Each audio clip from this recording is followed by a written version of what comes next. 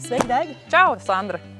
Iesim skatīties mūsu minerālu mēslus. Jā, būtu ļoti jauki. Neesmu vēl īsti redzējis, kā jums glabājās. Ejam! Es skatos, ka ir palikts apakšā palicis, kas ir ļoti pareizi. Jā, mūsu noliktavas puiši ievēro visus noteikumus minerālu mēslu glabāšanai, lai pie klienta nonāk kvalitatīvs produkts un var mierīgi strādāt bez jebkādas aizšķiršanās. Jā, man ir patiešām liels prieks, kā redzams, ir cietais segums, paletes, un arī minerālu mēsli nav sakrāmēti vairākos stāvos, bet, principā 2-3 stāvi augstāk nav sakārtots, tā kā visi glabāšanas noteikumi ir ievēroti. Man prieks strādāt ar kompāniju, kas ievēro visas kvalitātes standartus. Jā, un šobrīd minerālu mēsli ir pat kā atvesti uz neilgu glabāšanas periodu, un tiklīdz būs pabeigts kraut, mēs apklāsim minerālu mēslu krāvumu ar ūdenim drošu segumu, un viņi būs pasargāti no ārējā mitruma. Man prieks redzēt, ka puiši pastrādājuši, paspējuši jau apsekt, ka mēs tas staigājam, un ir korekti apsekts, ir gan segums, kas aiztur mitrumu, gan arī tā plēve ir nostiprināta ar paletēm, lai vējš viņu neaizpūš.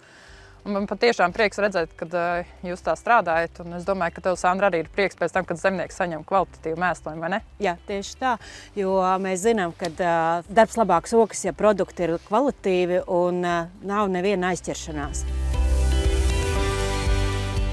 Mēs ar Jāras Daigu esam uz kompetenci centra, kurā esam iekārtojuši slāpekļa dinamikas demonstrējums. Un šajā izmēģinājumā, jeb demonstrējumā, es esmu izmantojusi no zemniekiem iegūtās receptes, kā viņi mēslo savus laukus. Šobrīd ir ļoti labi redzams tās krāsu nianses un šī dinamika visiem variantiem iedodam kopējo slāpekļa daudzumu 160–162. Pirmajā mēslošanas reizē, kas notika 28. martā, ir iedotas 150 kg aksana, kas kopumā ir 40 tīrvielā slāpeklis. Un attiecīgi otrajā reizē, kura mums iedotas 600 kg aksana, otrais nav izmantots, jo mēs šo te variantā izmantojam tikai vienu mēslošanas reizi aksanu. Kā vienīgo reizi. Diemžēl tāda zemnieki arī dara. Tad variantā, kur ir 150 kg aksans pirmajā reizē lietots, ir otrajā mēslošanas reizē ir iedots 150 kg. Tas ir izdarīts 2. maijā. Respektīvi nesen, pirms nedēļas.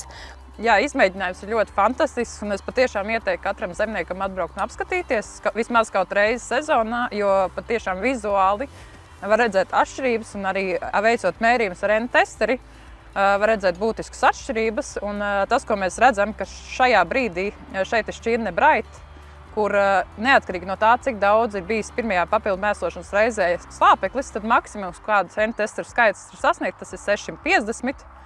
Un tad attiecīgi no tā, kā ir mēslots, tad ir veidojusies tā līkne. Un mēs redzam to, ka ja ar 600 tas līkne ir līdz pat vakardienai noturējusies taisni, tad ir manāms jau kritums un paredzams tas, kad šīs barības ielas ir izmantotas. Kvieši sāks just jau badu, un šī līkne turpinās kristies tikai uz leju, jo patiešām ir nepieciešams veikt papildu mēslojumus. Un kā Sandra teica, diemžēl, kad zemnieki tā dara, jo arī, ja mēs ēstu, ja mums iedot vienreiz pavasarī paēst un pēc tam visu vasaru nedot ēst, mēs arī izjustu badu. Diemžēl ir jādod vairākas reizes mēslojums.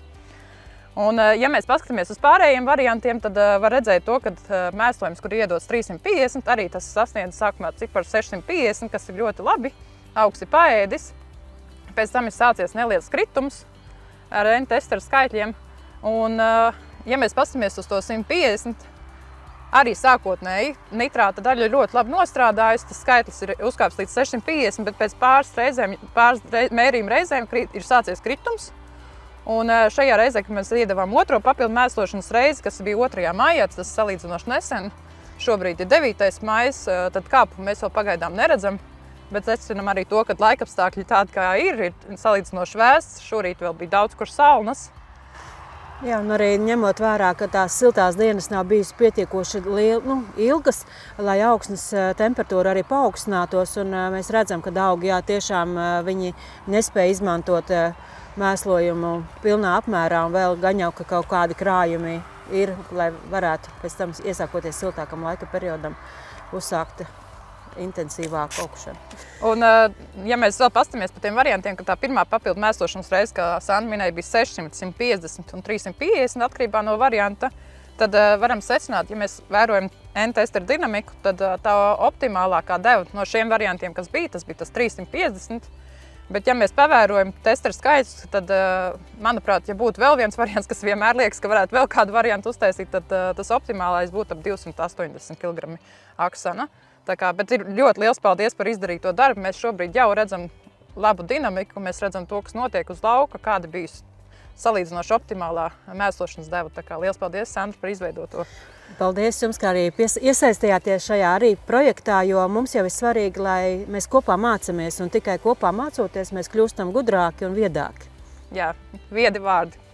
Esam atnākuši līdz šķirņu salīdzinājumiem, kur Skandagrā veic šķirņu salīdzināšanu ziemas kviešos, lai mēs varētu atlasīt labākās ziemas kviešu šķirnes mūsu apstākļiem. Un sējums ir iekārtots 14. septembrī. Izsējas norma 500 augus kvadrātmetru. Un tagad es varētu pastāstīt, kādi priekšdarbi ir veikti. Iekārtojot sējumu, pirms sējas ir iedots NPK 1324 12 300 kg uz hektāru. Un pavasarī 28. martā ir veikts pirmais papildu mēslojums ar aksanu 300 kg uz hektāru. Un nedaudz vēlāk 4. aprīlī ir iedots amonijas sulfāts, lai nodrošinātu sēru papildus. Un nesen 2. maijā ir iedots aksana 200 kg uz hektāru. Jā. Un es domāju, ka mēs varētu ar tevi parunāt un paskatīties, jo es zinu, ka tev ir nedaudz mērījumi par slāpekļa dinamiku tieši šķirnēs, gan vēlīnākās, gan arī agrīnākās, kā tiek izmantots slāpeklis. Jā, tika iegūt ļoti interesanti rezultāti, jo tika mērīts vairākas šķirnes, kā piemēram Emīls, Fredis, Euklide, Zepelīna, Kask, Kreator un Brons. Un rezultāti ir pārsteidzoši to, ka visi kvieši, protams, mēslot ir vienādu schēmu. Un tas, ko mēs redzam rezultātos, ir tas, ka 3 šķirnes izceļās ar to, ka viņām vēl joprojām notiek N-testeru kāpums, bet pārējām visām šķirnēm N-testeru cipars krītās. Un ar to mēs varam secināt, ka ir šķirnes, kas slāpekli patērē nedaudz ātrāk, un ir šķirnes, kas ir varbūt pat vairāk piemērotas mūsu apstākļiem, un viņas vēl joprojām šajos vēsajos apstākļos, arī kas tagad ir iestājušies, viņas vēl joprojām var uzņemt un ēd slāpekli. Un tās šķirnes, kas ir tās, kuru testeru skaits skāp, ir Kask, Kreator un Brons. Jā, un salīdzinoši, kā Daiga teica, kad agrīnākās šķirnes mums ir tās, kas ir strauji patērējušas pavasarī to slāpekli, un tas arī norāda, kad agrīnajām šķirnēm ir tas straujāks attīstības cikls agrāk pavasarī. Jā, līdz ar to viņas arī vairāk ir prasīgas pret slāpekli. Viņām nepieciešams varbūt nedaudz vairāk gan slāpekļa mēslojums, gan arī mikroelementu mēslojumi. Tāpēc arī būtu vērts padomāt par to, kādus mikroelementus mēs lietojam un kurā brīdī. Un tāpēc es īstenībā būtu vērts aiziet, tā kā šeit ir ļoti labs izmēģinājums, jums ir arī izveidot plakātu, mēs varat aiziet līdz Jāras plakātam, kur ir parādīts, kurās stadijās, kuri mikroelementi būtu būtiskākie. Jā, tā kā mēs tikko bijām pie šķirņu izmēģinājuma, secinājām, kad ir vairāk prasīgas un mazāk prasīgas šķirnes, un esam atnākuši līdz plakātiem, kas stāv pie Skandagras kompetenci centra izmēģinājuma, un šeit ir ļoti labi parādīts, kurās stadijās kurš elements ir nepieciešams un būtisks.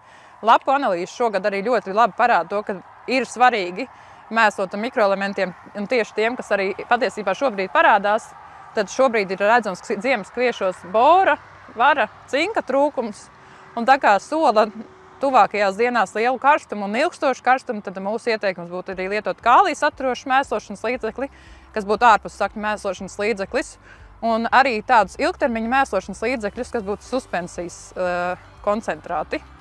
Tā kā arī mankuziņš šajā gadījumā būtu ļoti liederīgs, varat lietot to vai kādu citu Jāra Vita suspensijas šķīdumu.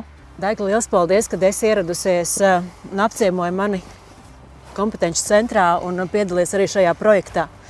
Jā, paldies tev arī, Sandra. Šis izmēģinājums patiešām ir vērtīgs ne tikai mums, bet arī lauksaimniekiem, tā kā iesaku visiem ierasties šejieni un tiekamies uz lauka, kā arī šajā kompetenci centrā. Jā, tiekamies uz lauka.